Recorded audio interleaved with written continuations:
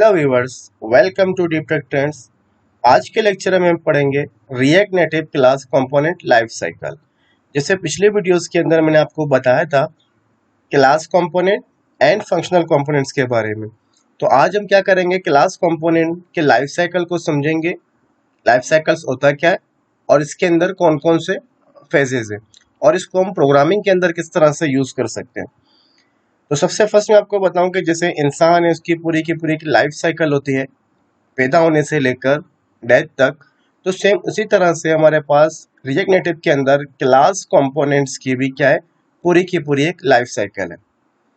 तो चलिए देखते हैं कि कौन कौन से फेजेस है हमारे पास क्लास कंपोनेंट के अंदर। तो क्लास कंपोनेंट की अगर बात करूं तो यहाँ पे हमारे पास तीन फेजेस हैं। सबसे first mounting phase, updating phase और लास्ट में अनमाउंटिंग फेज। ठीक है, अगर मैं माउंटिंग फेज की बात करूं तो माउंटिंग फेज के अंदर बेसिकली क्या होता है, जब न्यू कंपोनेंट्स क्रिएट होते हैं और डोम के अंदर इंसर्ट होते हैं। ठीक है, तो उस टाइम हमारे पास क्या होता है, पूरा माउंटिंग फेज चल रहा होता है। सेकेंड, जब माउंटिंग फेज खत्म होने के बाद हमारे पास स्टार्ट होता है अपडेटिंग फेज। अपडेटिंग फेज के अंदर बेसिकली क्या होता है कि कंपोनेंट्स, अगर फॉर एग्जांपल कंपोनेंट्स के अंदर हम क्या कर रहे हैं, प्रॉप्स या स्टेट्स की वैल्यूज को चेंज कर रहे हैं या हम री रेंडर कर रहे हैं अपने कंपोनेंट्स को, तो उस टाइम पे क्या होगा कि अपडेटिंग फेज के जितने भी फंक्शंस हैं वो सारे के सारे फंक्शंस कॉल होंगे। लास्ट में हमारे पास क्या होता है, अनमाउंटिंग फेज। तो अनमाउंटिंग फेज बेसिकली कब हमारे पास होगा, जब कंपोनेंट जो है डूम से रिमूव होगा। ठीक है, तो तीन फेजेस हैं। माउंटिंग फेज के अंदर क्या होता है, जब हमारा कंपोनेंट इंसर्ट हो रहा होता है या क्रिएट होता है डूम के अंदर।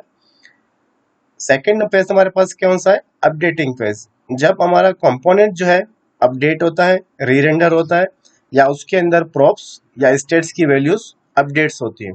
लास्ट में हमारे पास क्या था, अनमाउंटिंग फेज। अनमाउंटिंग फेज के अंदर क्या होता है, जब हमारा कंपोनेंट जो है डूम से रिमूव होता है। तो यहाँ पे स्क्रीन में आपके पास एक आपको डायग्राम नजर आ रहा होगा। यहाँ पे हमारे पास सबसे फर्स्ट क्या है, माउंटिंग। तो माउंटिंग के अंदर आप देख सकते हो कि कंस्ट्रक्टर, उसके बाद get derived state from props, जो माउंटिंग एंड अपडेटिंग दोनों फेज के अंदर है। माउंटिंग फेज के अंदर सेकंड जो हमारा फंक्शन होगा वो क्या है, रेंडर। और लास्ट में हमारे पास क्या, कंपोनेंट डेट माउंट। अब ये जो फंक्शंस के नाम लिखे हुए हैं बेसिकली यहाँ पे बताया गया है कि देखो, माउंटिंग फेज के अंदर हमने क्या पढ़ा कि माउंटिंग फेज जब होता है जब हमारा कंपोनेंट डोम के अंदर रजिस्टर या इंसर्ट होता है। ठीक है, तो उस दौरान हमारे पास तीन ऐसे फंक्शन फिक्स हैं जो क्या होते हैं, एग्जीक्यूट होते हैं। यानी जब हमारा कंपोनेंट डोम के अंदर इंसर्ट या क्रिएट हो रहा हो, उस टाइम अगर फॉर एग्जांपल हम कोई टास्क परफॉर्म करवाना चाह रहे हो तो उसके लिए हम ये तीन फंक्शंस यूज करेंगे। कंस्ट्रक्टर सबसे फर्स्ट, सेकंड हमारे पास रेंडर और लास्ट में हमारे पास क्या होगा, कंपोनेंट डेट माउंट। तो सेम इसी तरीके से अपडेटिंग एंड अनमाउंटिंग के भी आपको नजर आ रहे हैं कि कौन कौन से फंक्शंस हैं और उनकी प्रायोरिटीज कौन कौन सी है। यानी सबसे फर्स्ट कौन सा फंक्शन कॉल होगा और सेकंड कौन सा फंक्शन कॉल होगा और थर्ड कौन सा फंक्शन कॉल होगा। तो मैं अब आपको प्रैक्टिकली माउंटिंग फेज के जो फंक्शंस हैं उनको परफॉर्म करके दिखाऊंगा, ताकि आपको आइडिया हो जाए कि अपडेटिंग और अनमाउंटिंग वाले फंक्शंस किस तरह से कॉल होंगे और किस तरह से हमें इनको यूज करना है। तो चलें प्रोग्रामिंग की तरफ चलते हैं। तो सबसे फर्स्ट यहाँ पे आपको शो हो रहा है स्क्रीन के अंदर कि हमारे पास एक सिंपल सा ब्लैंक फाइल है। ठीक है, इसके अंदर कुछ भी नहीं। अब हम क्या करेंगे, कोडिंग स्टार्ट करेंगे। सबसे फर्स्ट हमें लाइब्रेरीज कॉल करनी होंगी। यानी हम क्या करेंगे, इंपोर्ट करेंगे रिएक्ट को, रिएक्ट से, और उसके बाद जो भी हमें कंपोनेंट्स या व्यूज यूज करने उन्हें हम इंपोर्ट करेंगे। ठीक है, फॉर एग्जांपल मैंने क्या किया, व्यू और टेक्स्ट को कॉल किया। इनको हम यूज तो नहीं करेंगे लेकिन मैंने ऐसे ही यहाँ पे लिख लिया। अगर आप यूज नहीं कर रहे हैं तो इनको आप रिमूव भी कर सकते हैं, लेकिन हमें कुछ ना कुछ व्यू दिखाना होगा क्योंकि जब हम रेंडर करेंगे और रिटर्न का फंक्शन है वहां पे हमें कंपोनेंट लाजमी देना है। तो सब इसके बाद क्या होगा, हम क्लास बनाएंगे। ऐप के नाम से हमने क्लास बनाया और हमने क्या किया, एक्सटेंड किया, सॉरी एक्सटेंड किया किसको, रिएक्ट डॉट कंपोनेंट्स। ठीक है, ये हमने एक क्लास बनाया और क्लास के साथ हमने क्या किया, रिएक्ट डॉट कंपोनेंट्स वाले क्लास को एक्सटेंड किया यानी इनहेरिटेंस किया। सेम कॉन्सेप्ट है जो आपने ऑब्जेक्ट ओरिएंटेड प्रोग्रामिंग के अंदर पढ़ा हुआ।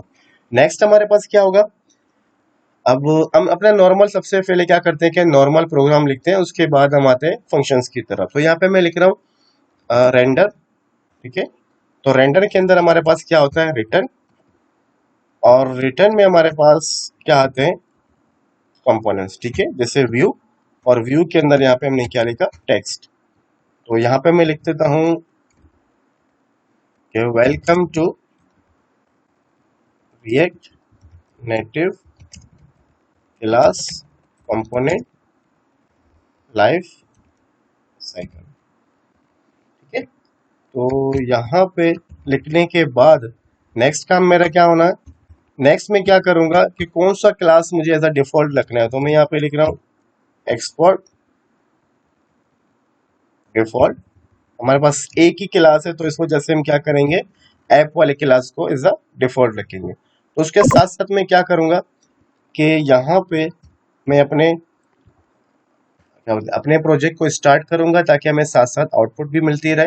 लेकिन जैसे मैंने कहा कि मोबाइल एप्लीकेशन के अंदर हम क्या करेंगे, वहां पे हमें कोई भी आउटपुट नजर नहीं आएगा। हमारे वर्चुअल डिवाइस के अंदर आउटपुट हम क्या करेंगे, कंसोल के अंदर प्रिंट करवाएंगे ताकि हमें पता चले कि सबसे फर्स्ट हमारे पास कौन सा फंक्शन कॉल हो रहा है, सेकेंड कौन सा है और थर्ड कौन सा है। अगेन जब तक मेरा प्रोजेक्ट रन हो रहा है, मैं आपको यहाँ पे एक नजर दिखा दूं कि मैंने कहा कि मैं माउंटिंग फेज के जो हमारे पास फंक्शंस हैं क्लास कंपोनेंट के लाइफ साइकिल के अंदर, मैं उनको परफॉर्म करके दिखाऊंगा। तो देखो सबसे फर्स्ट हमारे पास क्या है, कंस्ट्रक्टर, सेकंड कौन सा होगा, रेंडर, और लास्ट में हमारे पास कौन सा होगा, कंपोनेंट एंड माउंट। अब इनकी पोजीशन में कुछ भी बना दूं, चाहे मैं किसी भी पोजीशन के अंदर इनको लिखूं, लेकिन ये एग्जीक्यूट किस तरह से होंगे, सबसे फर्स्ट कंस्ट्रक्टर कॉल होगा, सेकंड रेंडर, और लास्ट में हमारे पास क्या होगा, कंपोनेंट एंड माउंट। तो सेम इसी तरीके से आप अपडेटिंग और अनमाउंटिंग फेज के फंक्शंस को भी कॉल कर सकते हो। तो मैंने बता दिया आपको कि किस टाइम पे अपडेटिंग और किस टाइम पे अनमाउंटिंग फेज के फंक्शंस कॉल होंगे, ठीक है। जैसे फॉर एग्जांपल इनको समझ लो कि इवेंट्स, जैसे हमारा कंपोनेंट जो है अपडेट हुआ या उसके अंदर कोई प्रॉप्स या री रेंडर हुआ, तो उस टाइम क्या होगा, अपडेट्स के सारे फंक्शंस कॉल होंगे, और सीक्वेंस आपके सामने डायग्राम में जो भी सीक्वेंस होगा उस सीक्वेंस के मुताबिक सारे के सारे फंक्शंस कॉल होंगे। और लास्ट में क्या है, अनमाउंटिंग। अनमाउंटिंग के अंदर बेसिकली हम लोग क्या करते हैं कि फॉर एग्जांपल कोई स्टेट है, ठीक है, जब हमारा फंक्शन जब हमारा एप्लीकेशन क्या हो रहा है, क्लोज हो रहा है, तो उस टाइम पे हम क्या करेंगे, स्टेट्स की वैल्यू को 0 कर देंगे। तो इस तरह के जितने भी टास्क होंगे हम अनमाउंटिंग के अंदर लिखेंगे। तो यहाँ पे हमारा प्रोजेक्ट जो है और रन हो गया, यहाँ पे आ गया welcome to React Native class component. अब यहाँ पे हम क्या करते हैं, फंक्शंस को लिखना स्टार्ट करते हैं माउंटिंग फेज के। तो सबसे फर्स्ट हमारे पास क्या है, कंस्ट्रक्टर, ठीक है। तो नॉर्मल कंस्ट्रक्टर है, अगर आप कंस्ट्रक्टर नहीं बनाते तो हमारा जो क्लास होता है वो क्या करता है, ऑब्जेक्ट बनने के टाइम पे ऑटोमेटिकली एक कंस्ट्रक्टर बनाता है। तो यहाँ पे मैंने लिखा प्रॉप्स, ठीक है, तो ये दिस हम हटा देंगे। अब उसके बाद हमें क्या करना है, यहाँ पे सुपर प्रॉप्स, ठीक है। तो ये तो नॉर्मल चीजें थी सारी। अब नेक्स्ट मुझे क्या करना है कि मुझे एक कुछ प्रिंट करवाना है, ठीक है, कुछ प्रिंट करवाऊंगा ताकि हमें कंसोल लॉग के अंदर आउटपुट शो हो। तो यहाँ पे हम लिख रहे हैं कंसोल डॉट लॉग, और यहाँ पे मैं मैसेज लिखता हूँ दिस इज कंस्ट्रक्टर, ठीक है, ताकि हमें पता चला कि कंस्ट्रक्टर है।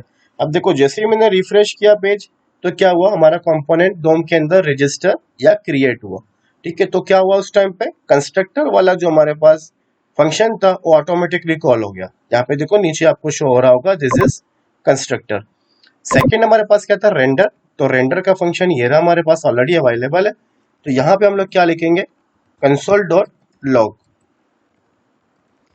यहाँ पे मैं लिखता हूं कि this is render function. Save किया हमने। अब यहाँ पे देखो क्या हुआ, सबसे फर्स्ट हमारे पास कंस्ट्रक्टर कॉल हुआ, और उसके बाद सेकंड क्या हुआ, दिस इज रेंडर फंक्शन। यानी जो सीक्वेंस हमें डायग्राम के अंदर बनाई गई है, सेम सीक्वेंस के अंदर क्या हो रही है, एग्जीक्यूट हो रहे हैं। हो सकता है आपके माइंड में ये क्वेश्चन आ रहा होगा कि मैंने यहाँ पे फर्स्ट कंस्ट्रक्टर लिखा है और सेकंड मैंने यहाँ पे रेंडर लिखा है, इस वजह से ये इस सीक्वेंस में आ रहा है कि सबसे फर्स्ट कंस्ट्रक्टर और सेकंड रेंडर आ रहा है। ठीक है, मैं यहाँ पे क्या करता हूँ, तो हमारा थर्ड कौन सा फंक्शन था, कंपोनेंट डेट माउंट। तो फिर हम क्या करेंगे, यहाँ पे कंपोनेंट डेट माउंट वाला जो हमारा फंक्शन होगा, ठीक है, इसको कॉल करेंगे और यहाँ पे हम लिखेंगे कंसोल डॉट लॉग। ठीक है, कंसोल डॉट लॉग के बाद यहाँ पे क्या लिखेंगे, this is component did mount function. ठीक है, सेव किया हमने। अब देखो क्या हुआ है, constructor, render and component did mount. अब जब मैं इसको सेव करूंगा तो ये क्या होगा, कॉल होगा चेंजिंग करने के बाद। ठीक है, तो अब हम क्या करते हैं, हमारा फंक्शन था, इसको हमने क्लोज किया, क्लोज करने के बाद दोबारा हम इसको ओपन करेंगे, सॉरी बिल्कुल क्लोज करते हैं, क्लोज करने के बाद दोबारा से हम क्या करेंगे, इसको ओपन करेंगे। ठीक है, फर्स्ट क्लास वाले को। तो देखो अब क्या हुआ, स्टार्ट हुआ हमारा प्रोजेक्ट।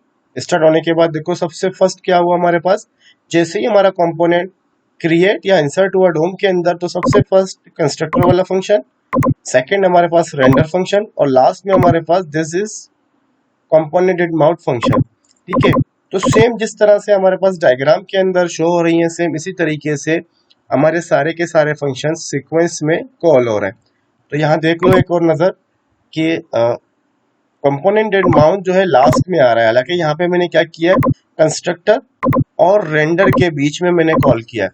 अब यहाँ पे क्या हो रहा है कि अकॉर्डिंग टू इस डायग्राम हमारे फंक्शंस एग्जीक्यूट हो रहे हैं। तो उम्मीद करता हूँ कि आपको ये लेक्चर समझ में आया होगा।